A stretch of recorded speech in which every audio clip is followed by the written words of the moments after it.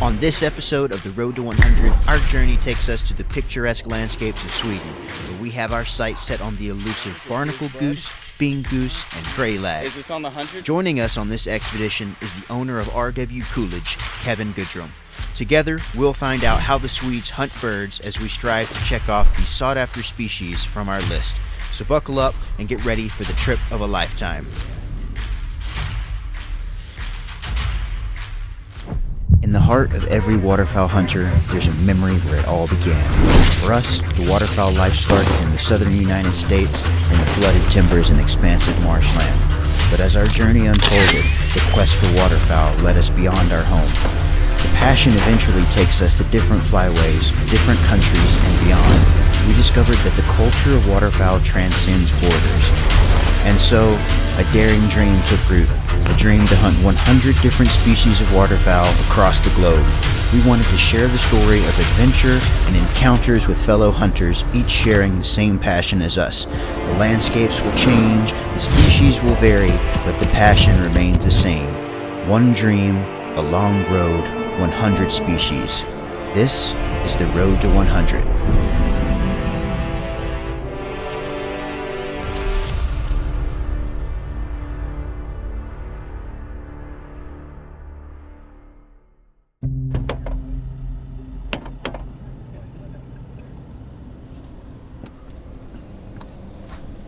Let's do this, day 2, let's go! We've got about 5 dozen bean goose decoys out here. We're gonna be hunting this field edge. Because we kind of had some struggles yesterday morning with not just our hide, but also we don't have a ton of wind, so the birds aren't really wanting to commit to the decoy spread. This is pretty common practice that I've seen in Europe and Africa as well. We know that the roost is back over here, so these birds are gonna be flying off the ocean and coming to feed into this field.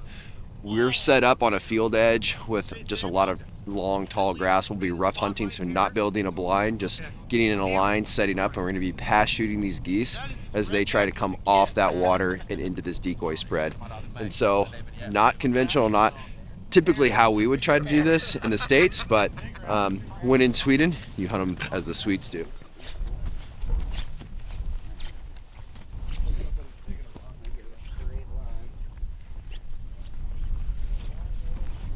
Just pick a thick spot. I like this spot. Man, I'm gonna get cozy. This is gonna be nice.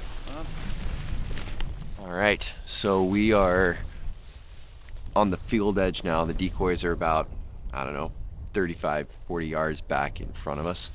As you can see, we're in this tall grass. This is our hide. They don't really use A-frames. They don't use layout blinds here. So hope is that we'll get some good pass shooting coming through here, and that's just typical for what they do. But this is it. We're just gonna hunker down the grass, stay low, and then pop up once we have some birds get within range. So we'll get some very sporting shooting in.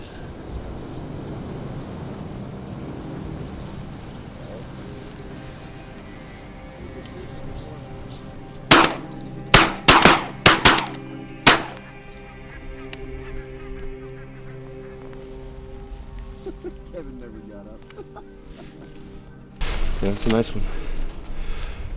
Barnacle goose, day 2.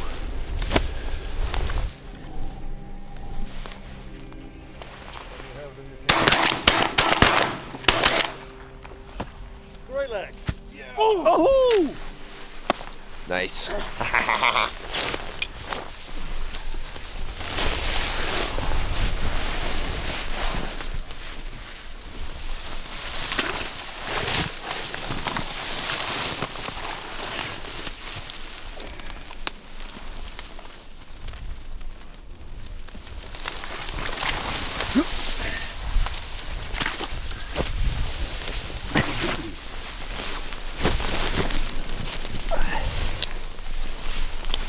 Yeah, buddy.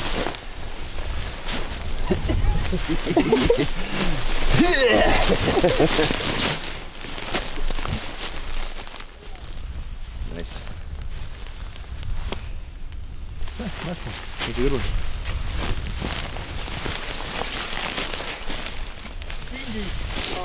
Yeah.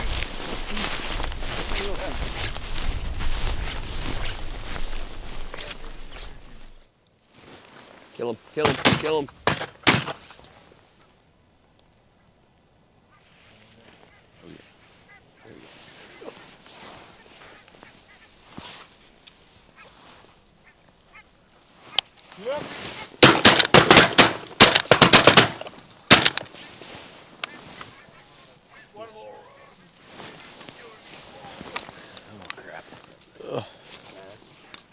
Oh, wobble, wobble. And those 2 shots go quick. Wobble. Huh? So those 2 shots go quick.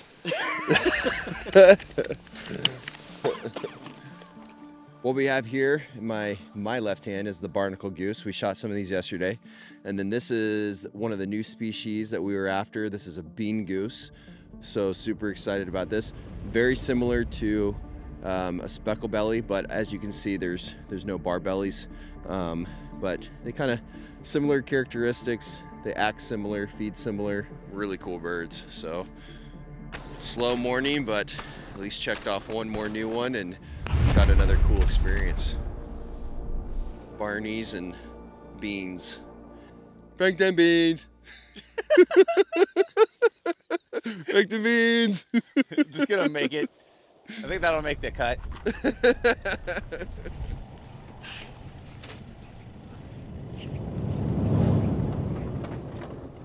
So we're cruising through the countryside here. It's like vineyards and all this cool stuff, and I was like, what are those things? It was fallow deer, and like as soon as we got up on them, a really decent looking fallow buck came charging out of the timber into the field where these does are at, and got to watch them chase some does around, so that was pretty cool. So also just got done, we went down to the ocean, checked it out, stood on the pier, said, wow, that's cool, Vikings used to cruise through here. we went and saw like this castle that has this magical story about trolls that used to live there and some crazy bunch of stuff. And now we are headed back to take a little bit of a break at the house and change clothes, get showered, and then we're gonna run back into town for some food before our afternoon duck hunt. So fingers crossed our afternoon duck hunt pans out.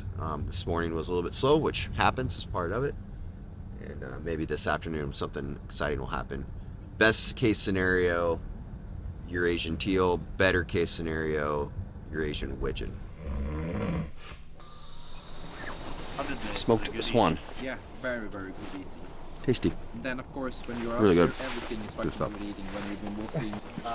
I think it's like a hybrid between, like, if you took a mallard breast and did the same thing in a crane breast. It's not as good as crane, but it's not like, you know, Terrible. the best of the best. I think crane beats Like it. crane better.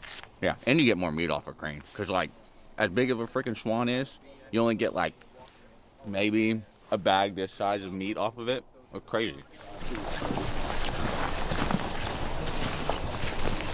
We're obviously standing in some cattails in what should be about a foot of water, but it is frozen solid. We're hoping that we're gonna pass shoot some geese that come through here, and then the duck flight comes in a little bit later. So we're all getting in a line from one edge of these trees to the other tree line, in hopes that we'll just get some pass shots as birds are coming to feed. So fingers crossed that we are in a spot that will work. Now,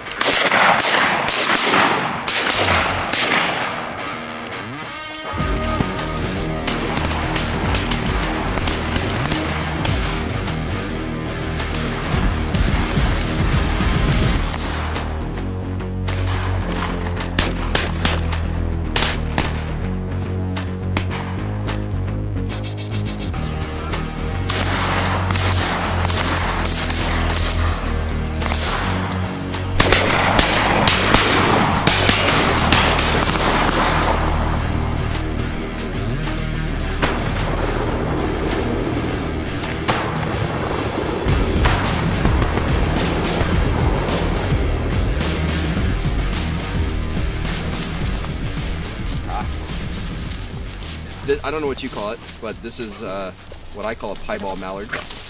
Genetic mutation. Yeah. So it's, if you can hold that light on there for me, Samuel, since I do not have my headlamp nearby. So you see a little white patch here, and then obviously a much bigger white throat patch, and then on the primary feathers, those last 2 primary feathers on both sides are whited out too. But gorgeous bird. Absolutely. Super, super cool. Piebald mallard, genetic mutation. Does not happen often. In fact, this is the only one I've ever shot. Wow. You see them often here? Yeah, they're you? quite common. Yeah, and you They're can not get them in as common. different colors, like Right. like blondies. When Yeah, they're- that's leucism. Yeah. Yeah. Very cool.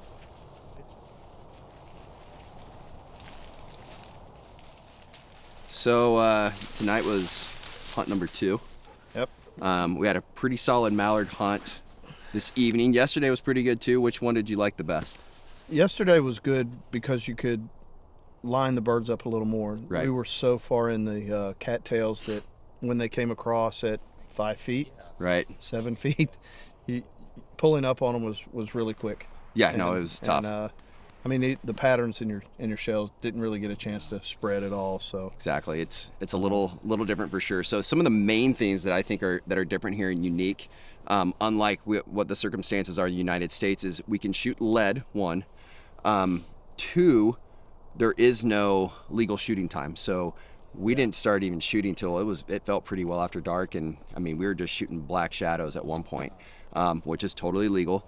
They can also bait, which is interesting. Yeah. And so it's a totally different thing. All legal things that you can do here, but makes for a unique and different hunt.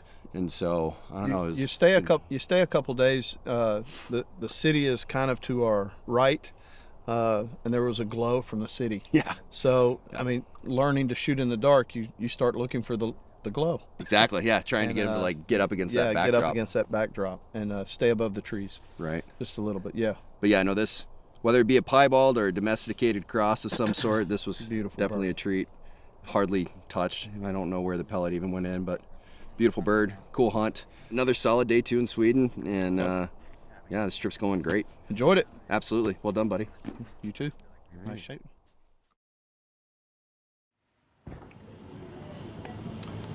A waterfowl hunting trip is not complete without a stop to a gas station, no matter where you are in the world. And here, we've got different kinds of energy drinks that Kayam is going to try, and we'll see if it explodes his heart. There's also Swedish hot dog things that are really good, even at the gas station. So we're going to get some of those. Roe deer. Sorry? The type of deer, is it red deer or roe deer? Don't know. It's venison. It's venison. Venison. So at the gas station, and this is, the red deer is bigger than the roe deer. The roe deer is a small deer, so it's venison. I think it's the small one. Okay, so it's roe deer here in Sweden at the gas station. Pretty awesome.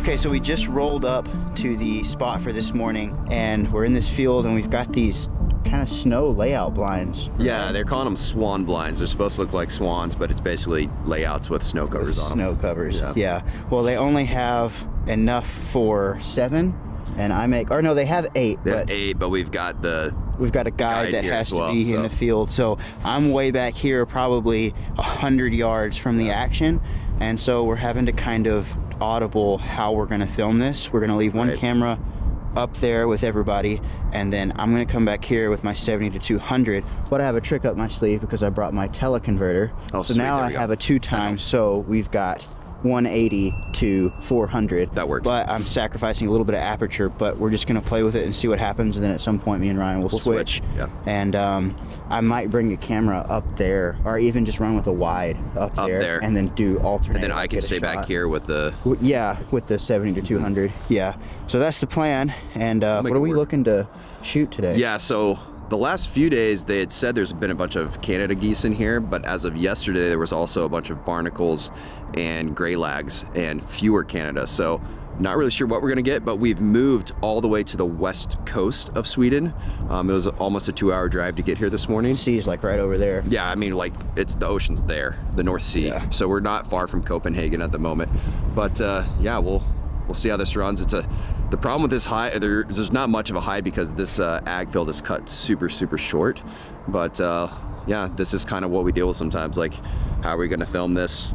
when we didn't really know exactly the circumstances. And This whole thing's been run and gun, which is awesome. part of it. This But water yeah, valley. yeah, we're gonna see what we have at the end of this and make an episode out of it. And we're just gonna continue to roll, do the best we can. Blair Witch Project. Now I got snot on my lens. It's gonna freeze. So we're here in a snow mound blind that that keeps you know, closing on me. So I'm gonna have to brace for impact after I shoot my side by side, and just hope that I'm on the money. But I've only got 2 shots anyway, so should go quick before the thing closes on me. But maybe they'll be in our face.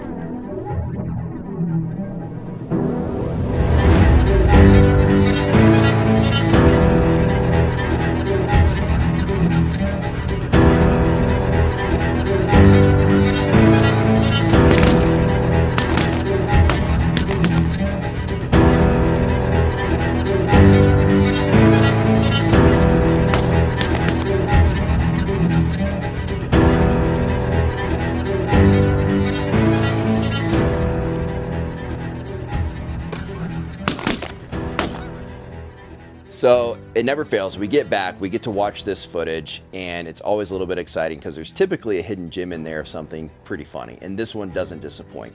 We're in the field, picking up the birds, getting ready to get tucked back into her blind, and all the while this bird's been apparently walking around in and around the blinds of like 7 guys with guns. Nobody sees it, and all of a sudden the thing gets up and starts flying off, and it's like right in our faces before we finally notice the thing. Shoot it! Oh, it's good.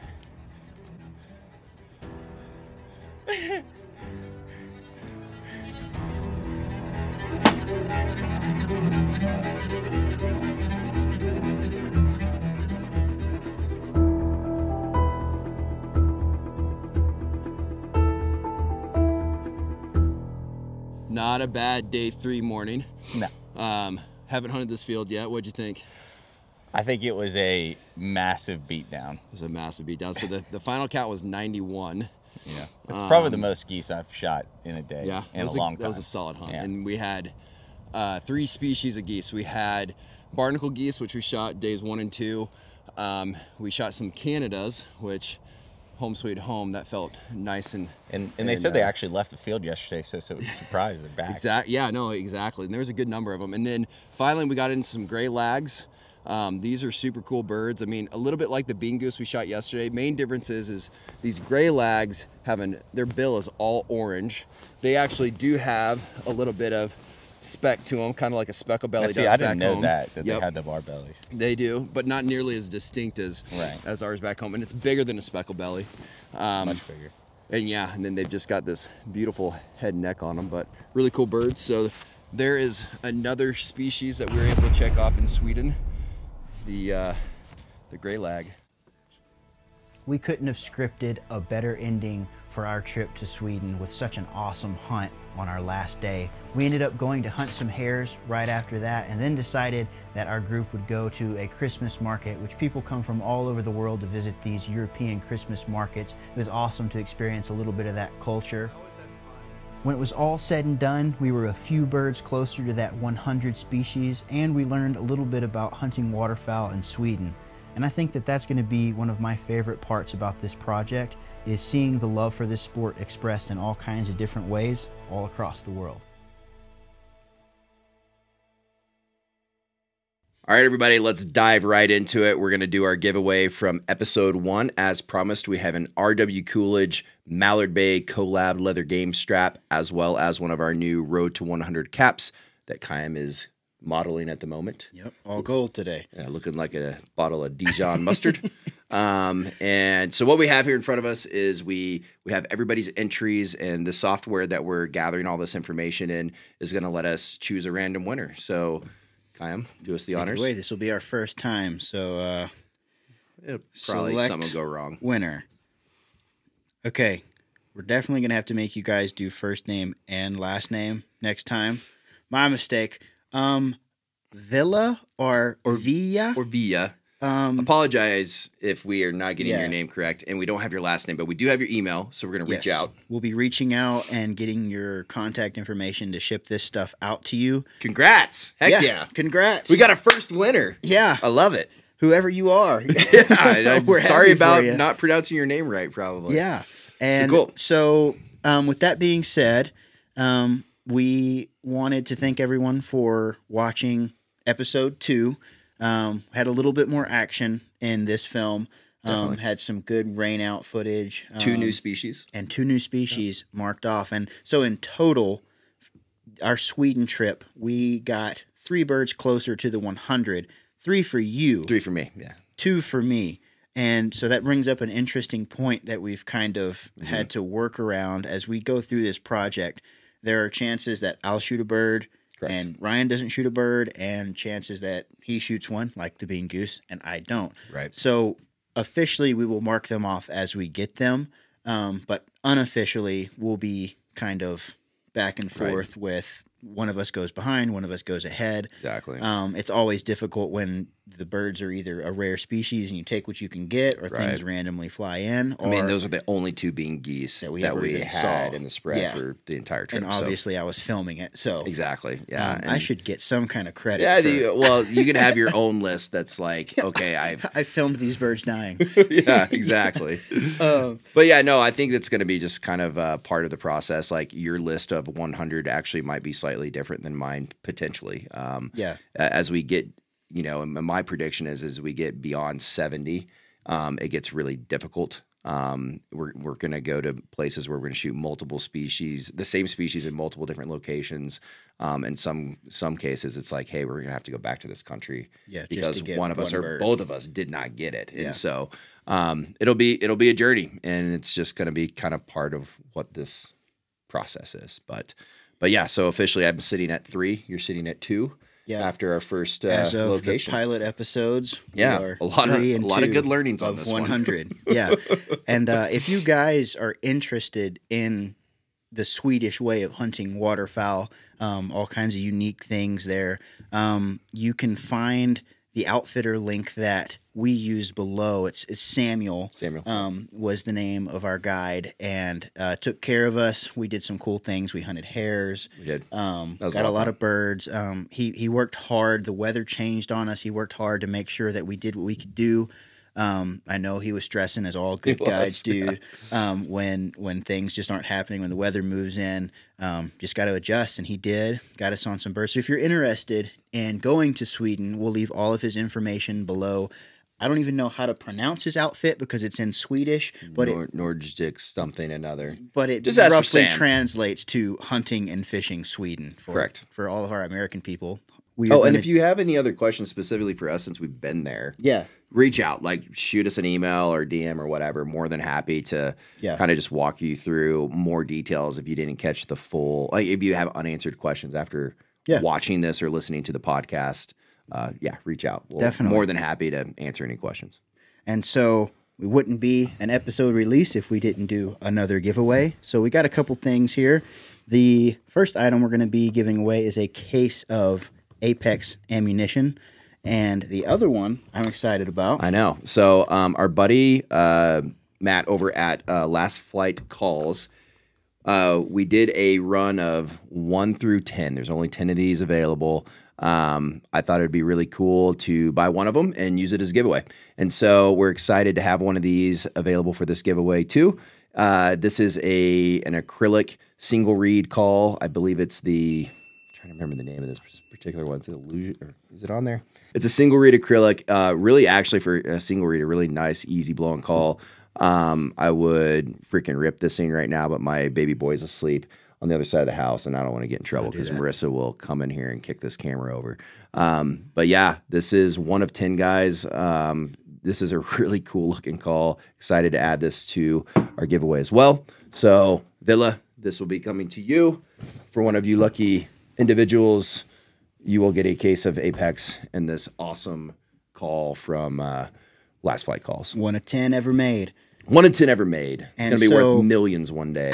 If you're interested in either of these items, again, the link to sign up for this giveaway will be below. I will be requiring first and last names this time. Yes, please. And so look forward to us announcing the winner of this in our episode 3 of The Road to 100. So stay tuned. Stay tuned.